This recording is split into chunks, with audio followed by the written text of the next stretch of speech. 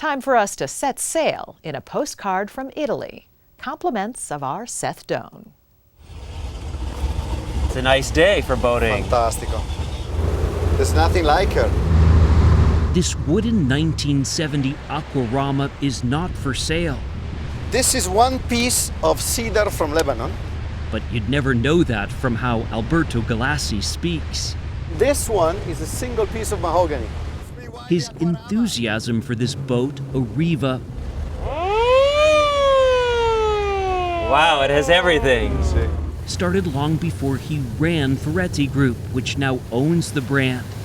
He took us out on Italy's picturesque Lake Iseo, racing past Riva's factory as perhaps only the CEO could. You wanted not just a boat, you wanted a Riva. First of all, a boat is a Riva. There's no other sort of boat? No. You sell other sorts of boats. Yeah, I know, but let's be honest. I mean, when you say I have a Ferrari, you need to say you have a car. Everybody knows what a Ferrari is. Riva is the same thing. Riva is beyond boating. Riva is a myth. It's been in the hands of royals, movie stars, rock stars, sheikhs, kings, tycoons. Riva's Aquarama, designed by Carlo Riva, debuted in 1962 during the glamorous La Dolce Vita years of Italy's post-war boom. Stars including Sophia Loren, Brigitte Bardot, and Elizabeth Taylor owned Rivas.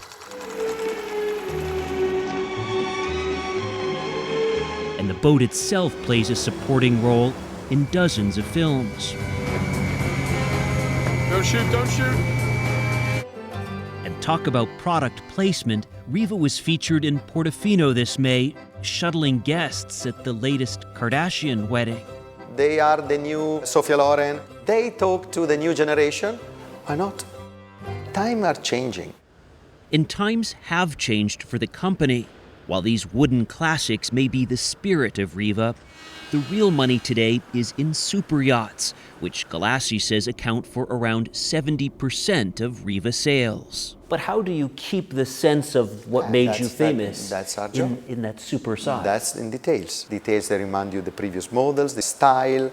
It's a bloody difficult job, I can tell you. Some of those original design choices are still echoed decades later in the new Anniversario model. It's a limited edition tribute to the Aquarama, which Riva stopped producing in 1996, spawning a new business, maintenance, the costly process of keeping them up. This one dates back to 1963. Richard Freebody showed us this Riva, dry docked for a tune-up at his boatyard on the Thames near London. What's different about a Riva from another wooden boat? That evocative feeling of the 60s and the glamour attached. It is the design. They were sort of the equivalent of a lovely Cadillac on the water. Freebody's company makes its own wooden boats. They're beautiful. These are electric, but still have some more traditional details and extras. This is our famous picnic drawer, which is becoming quite a must-have. Nice. Everything you need for a picnic. Even a cake knife for those afternoon teas by the river. Very English. Back in Italy, we saw some of that same attention to detail. Fabrizio Sonzogno was sanding wood for the Anniversario, which will get 20 coats of varnish. How do you feel working on a Riva? Come ti senti quando fai questo lavoro per Riva?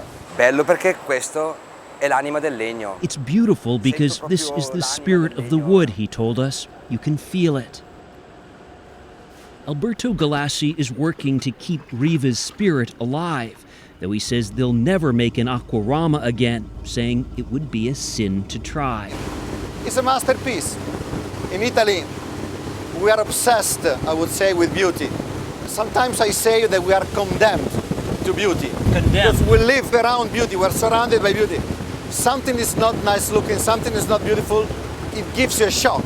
So we can't live without. Sadly, most of us will have to live without a Riva. This one, nearly 50 years old, has gone up in value to roughly $750,000. But for a few minutes, it was still pretty sweet, to get a taste of the Dolce Riva.